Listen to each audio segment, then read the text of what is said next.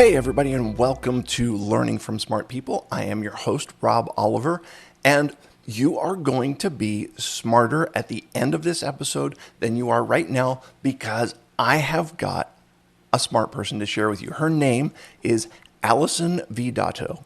She is an MBA. She is the CEO of the Vidotto Group and the Push Business Training. She is a business strategist with she is also a mentor, a professional speaker, and a published author. She is also the founder of the Australian Children of Vietnam and a mother of 6. Alison, welcome to the show. Hi, Rob. Thank you so much for having me. Absolutely. So let me just start with this. You're talking about push business training. What is your concept of push business? So, the reason I created Push, long story short, Vidotto Group is in the mining and resources industry, and we were going through explosive growth. And my husband and I have been in business for about 28, 29 years. And during the course of the MBA, I came across the statistics of small business failure. And I was just astounded, like blown away.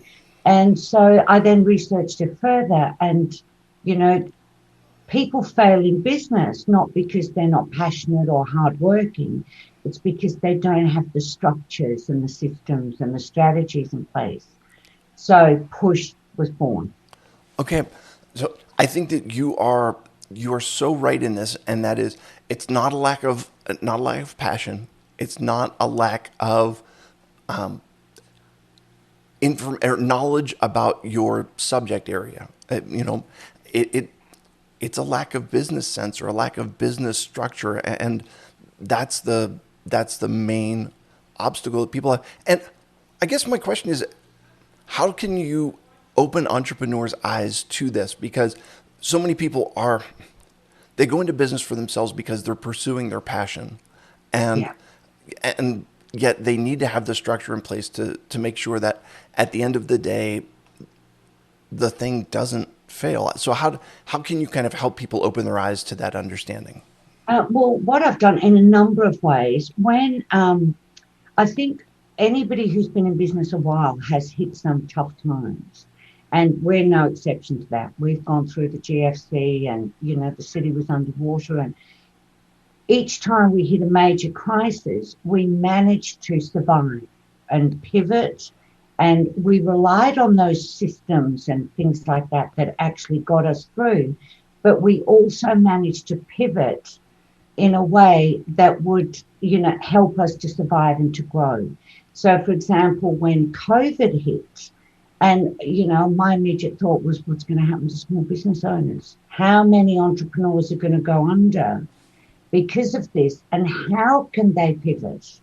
How can we pivot? What do we do to survive this? Because the key during a crisis is survival, and then you worry about growing later. So I created a membership to get online, and it's called Thrive. And so business owners, the way they pivot, no matter what your business is, the world moved online last year, so you need to move online too. You need to be reaching, your audience, you need to be building, you need to be generating those leads. And so most people are on social media. So you need to be utilizing social media and other aspects of the online community to grow your business. And so that's how I try and reach people. And I do, great interviews like this. Thank you. And, most entrepreneurs that go under are often, they've got money in the pipeline somewhere. They just can't, keep the momentum going to stay afloat until that money comes through. And they're isolated, so they don't have people saying to them, well, hold on, have you tried this? Hold on, I was in that situation, I tried that. So oftentimes entrepreneurs are isolated as well. Okay, I'm curious to get your definition on something. When you talk about getting your business online, to most people, their immediate thought is, okay, so I need a website. It sounds like you're not just talking about a website, you're talking Yeah. about something more than that. Yes, I'm talking. The number one thing is to have an email list. So you've got, there are three ways that you can bring traffic to your business online. One of them is owned. You own it, and you own your email list, you own your website, unless it's hosted, you own your blog. That is your property. The second one is rented, and that's Facebook, YouTube, LinkedIn, all of those. Now, I've known people, and I think we all know people who've been in the middle of a major launch and Facebook shut them down. Or they've had 300,000 followers and YouTube shut them down. And if you don't have their email addresses, that they're gone, so your entire audience. So it's only rented. And when you rent anything, you have a landlord, and the landlord has the rights. So the goal is to get them onto your own. Now, the third one is earned, and that's where people are referring you, where you're doing things like guest blogging for a really reputable publication, or people are giving you testimonials. And that's sort of number two. Owned is number one. If it's earned, those people that come to you are already warm because somebody else has said they're really good. Right. So whereas the rented, it's cold traffic coming to you and you don't own it. So it doesn't matter who you are. If you've got that owned, traffic and that audience, you can then communicate. And so you've got an online, if you have a shop, imagine that shop is online. Those people doing walk-bys, they're the ones looking at your news feed. The people who come in and have a bit of a look around, they might be somebody who likes one of your posts. And then suddenly they start buying from you, and you get the loyalty. Okay. So you give us the premise that the key to building all of this, the foundation, is creating an email list. So can you give us some hints or some tips as to if someone is starting from scratch and they have a zero email list, what is the best Okay. and or quickest way to handle that? Yes. So first thing, I didn't have an email list just a few years ago. So, and no matter how big somebody's list is, they all started with 10 and half of them were, relatives. So we've all gone from zero to wherever we are. So for a start, don't be intimidated. Don't think, oh, this is too big, because it's so doable. Now, one of the things I really recommend is you get to know your ideal clients. If you don't already have clients, think about your product and who you would love to work with. So like my ideal client is, generally speaking, it's a woman. She's a woman. She's between 40 and 60 plus. She's been in business a few years. She's very, very busy. She's really hardworking. She finds this whole online stuff overwhelming. Now, what I did when I first started in the online space, I started interviewing these women. So I would go and I would meet with them, and then I would talk to them. And I had, the questionnaire, and I was really upfront. I'm trying to do this, and I was studying marketing, and I would say to them, this is an exercise. Can I have a bit of your time? 10 years on, I still meet with my ideal client avatars. And I go for breakfast with them, I'll go for lunch. And if I'm thinking about a new product, I'll run it by them. I'll ask them what they're really struggling with. I regularly survey them, and number one question, what's the biggest challenge you're dealing with in your business right now? So you want to get to know that ideal client, because anything you create, you want to create for that person, not for everybody. Right. And, there's a saying, the riches are in the niches or something. The more you niche down, the better off you'll be. Sure. So once you know that person, then you give them value. So for me, I have a social media checklist. And so what I did, I interviewed lots and lots, and I have a Facebook group, and I would question them as well, survey them. And I'm a bit of a data geek. I'm a mum of 6, so I've always run a tight ship. What can I say? So what I do, like the questions to come into my Facebook group, they are collected and they are color coded in a chart, in a spreadsheet. And I have 6 categories. And I've never had a response that didn't fit into one of those 6 categories. And it's the 6 categories that you need to have running well for a business to succeed. They're the 6 modules of my bigger program. They're the 6 areas of business that I always monitor. Everything fits into those categories. What I did then was I created a freebie, like an ebook type thing, completely free, downloadable for each of the categories. Okay. And I put them out there. So the 6 top problems that my audience deal with, I created what we call a lead magnet. So I created these freebies and I put them out there. One in particular was downloaded at like 500 times the others. Okay. So I knew, and that is a social media checklist. So most of the entrepreneurs that I deal with, they want social media to work better for them. So that one lead magnet, I think, has had something like 15,000 downloads so far. Wow. Yeah. And I have their email address because it goes behind an email capture. So for them to download the freebie, they give me their first name and their email address. Yeah. And it makes sense. Now, it helps you in a couple ways. Number one, it helps you to identify which of the areas people are finding the most difficulty in, and then it also helps you to build your email list. So I've got a random question for you, and that is, you described your ideal client. Does she have a name that you have imaginarily come up with, or is it just? Yeah. No, she's Ambitious Annie because she's very ambitious. She's very hardworking, Yeah. and so yeah, And look, I could describe. She's got 3 kids, and she's been married for 26 years, and she's working really hard. She's on the cusp of getting to the next level. She's really tired.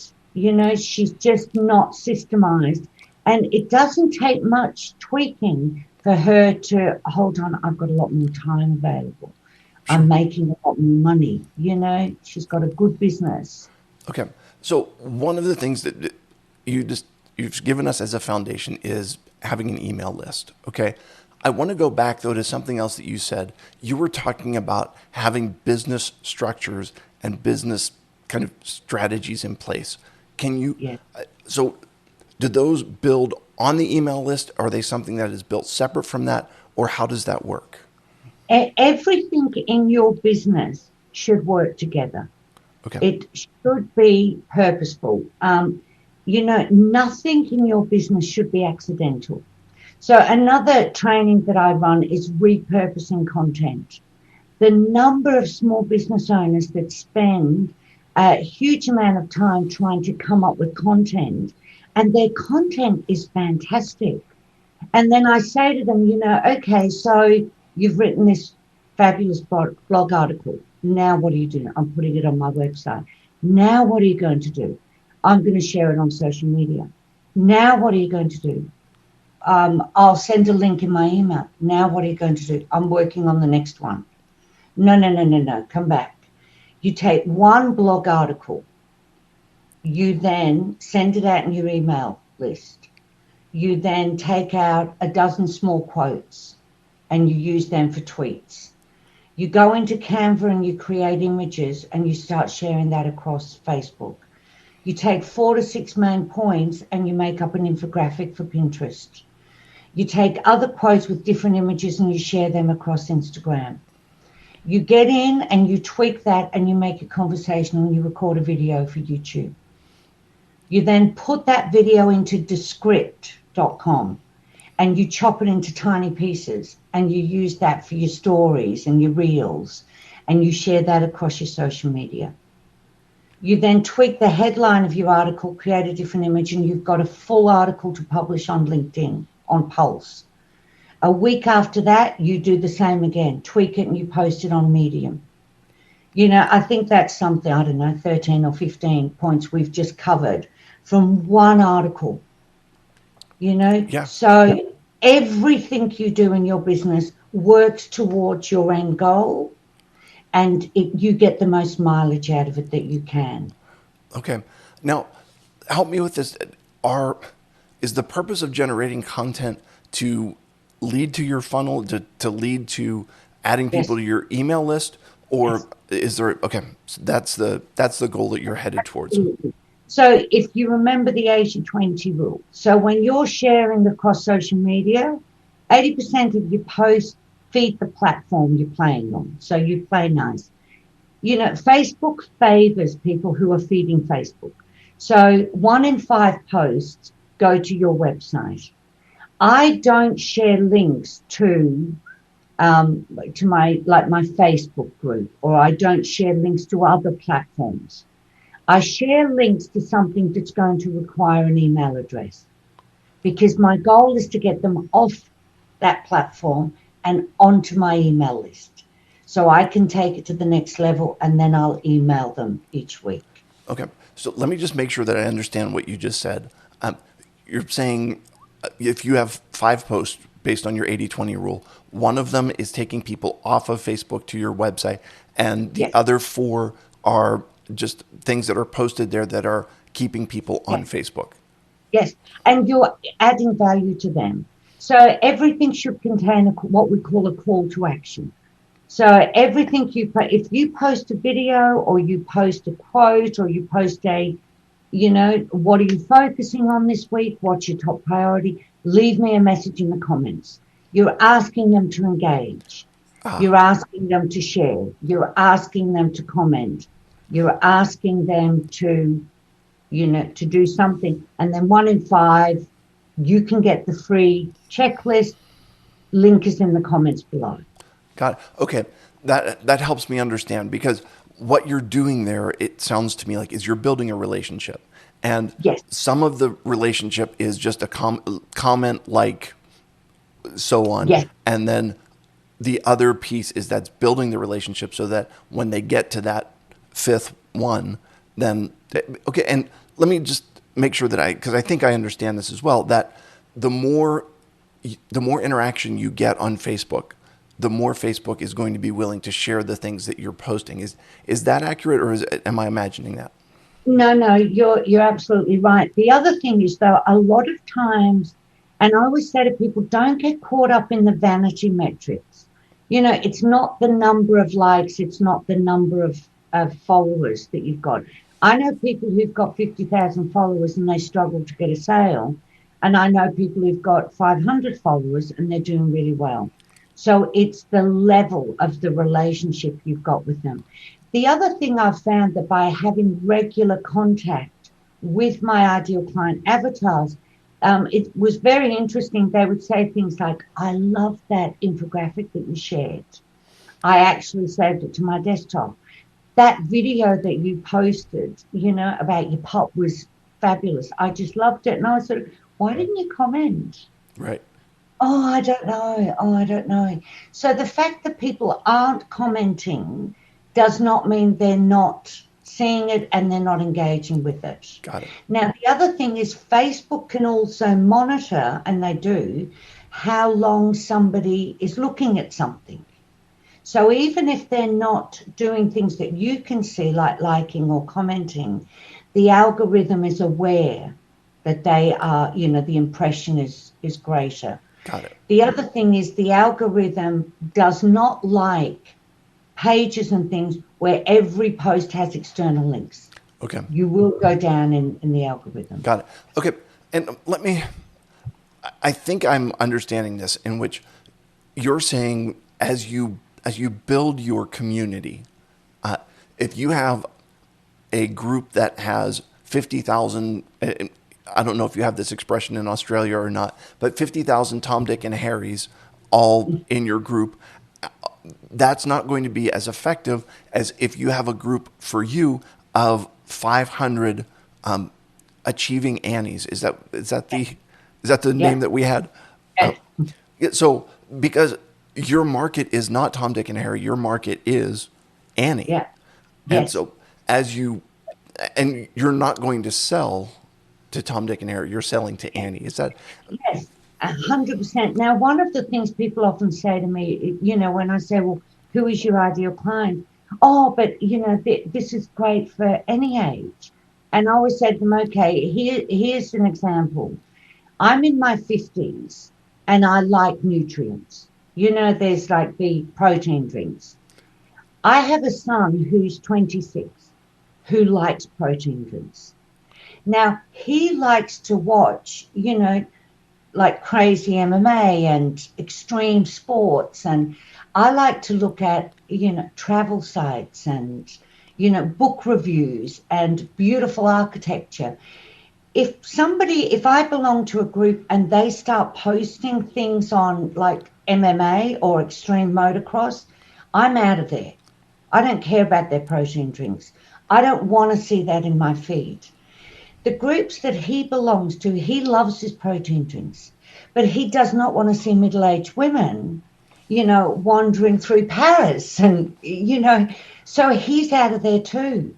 Right. So they're left with these fabulous protein drinks and nobody to share them with. Okay, let me just run an idea by you and give me your gut reaction if you don't mind. And that is, if you have almost, you can have the exact same protein drink, and the label and the name and the picture that's on the label is going to help determine who buys it. Okay, and so, if I don't even know, like for a protein drink for the MMA guys, it's the power muscle builder or something, and then you have the same thing, and it's called the sustaining power, soothing sustaining power, and it's going to be those two things. It could be the exact same product with two different labels, and they appeal to two different audiences. What's your reaction to that? Yeah, good. Smart marketing. Okay. It's the same as a stereo might appeal to both of us, but we're going to go for completely different aesthetics. Right. So So yeah, and I mean, and in some ways, what you do with the stereo is going to be different too. So, you know, yeah, hyping to kids about the bass and the whatever it is, and hyping to us who are no longer kids about the high quality and the whatever it is. So interesting. Okay, so let's. I want to go back and talk a little bit again about the strategies. How do you determine, or the systems? How do you determine what's worth making into a system for your business? Does okay. I have a saying that I'm sure drives everybody that works with me mad. If it's worth doing twice, it's worth having the system in place. Okay, tell me more about Uh, that. Okay, so we have I'm heavily systemized with everything. There's so many free tools available as well. You can go pro as well. Things like Trello and Asana, and there's all sorts of things that you can use. If you do anything, you simply record what you're doing. So you can use like Loom video, which is minimal cost if it's not free, and you simply record the screen. Okay, this is what I'm doing. I might do that as I create an image in Canva, for example. And then what I'll do is I will, I'm great for shortcuts too, so you can either write them down. I use an app called Otter. It's fantastic. And it's just on my phone. And I'll just talk as I'm doing it. Okay, this is how I'm changing the color. I like to use Baskerville font. This is where I'm bringing this in. Okay, download it here. Make sure it's PNG. Make sure it's transparent. Put it into here. At the end of that, Osha will give me a written transcript as well as an audio recording. Okay. I simply put the little video and the transcript step by step into Asana. Anybody can go in there and follow step by step what they should do. Okay. That, So I can then hire a VA. I have a VA and I'll say, okay, there, here, and I'll tag her in a comment in Asana. Please make these up for the items on the spreadsheet.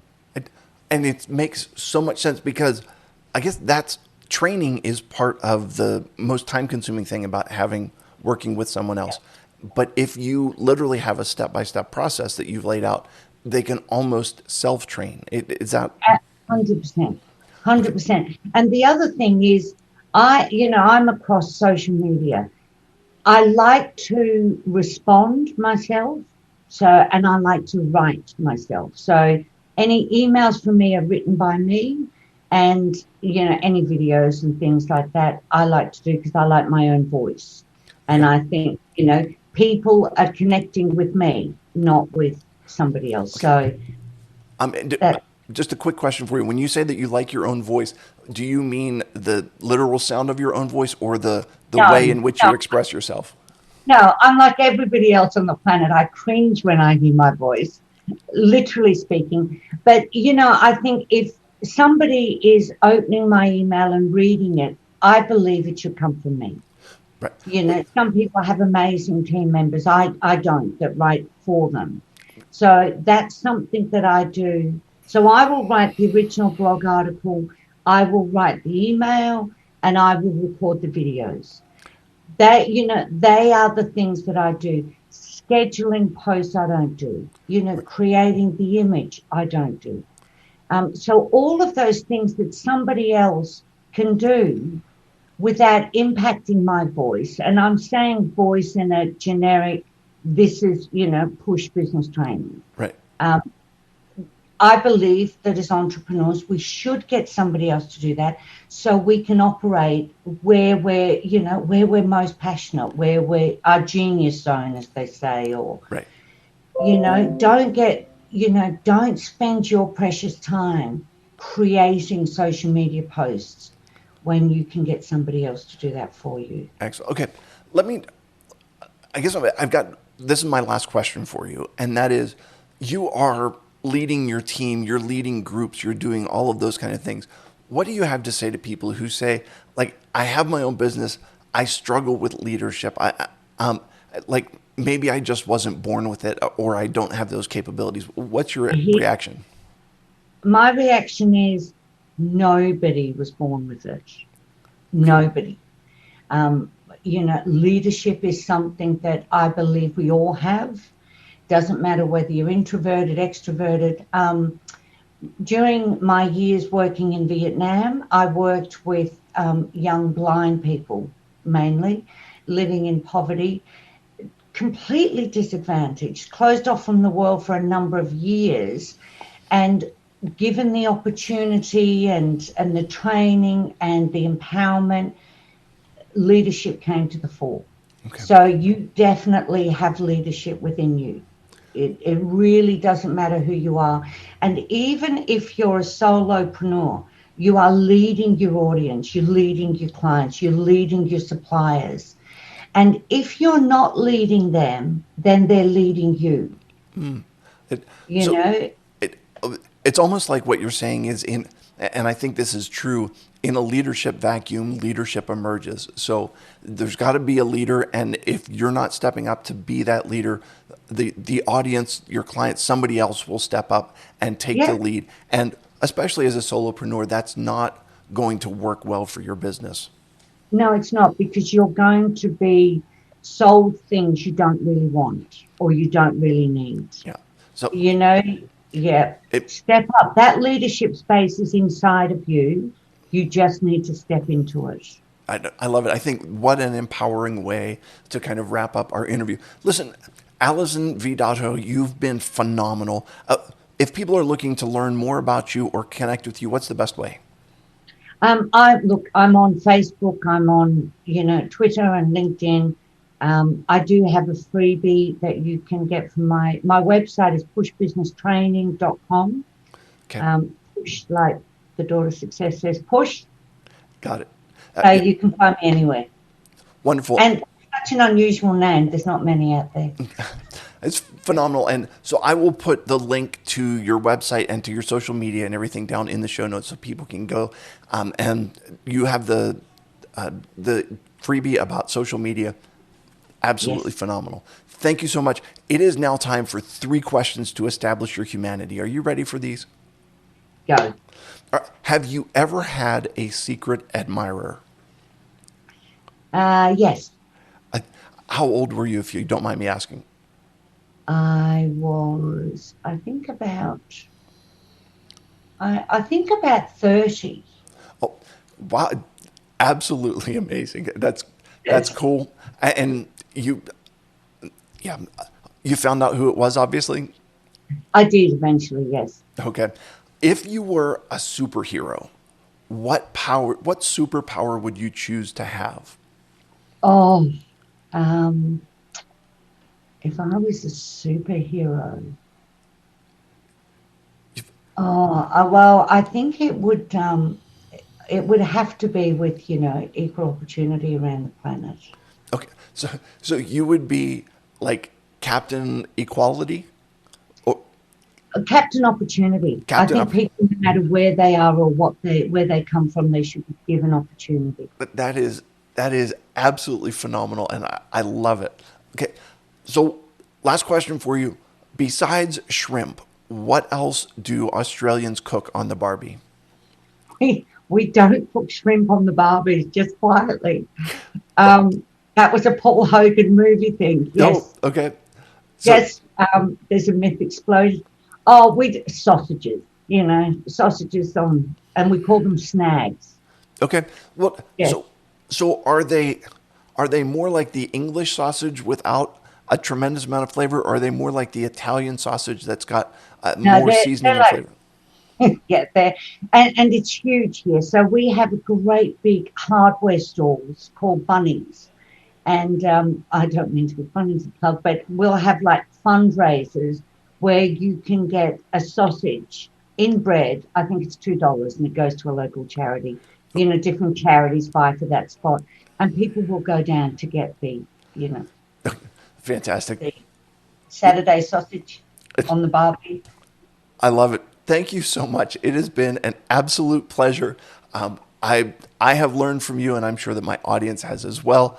To all of my listeners, thank you for being here today. And I will remind you that when you stop learning, you stop living. Have a great day, everybody. Thank you so much.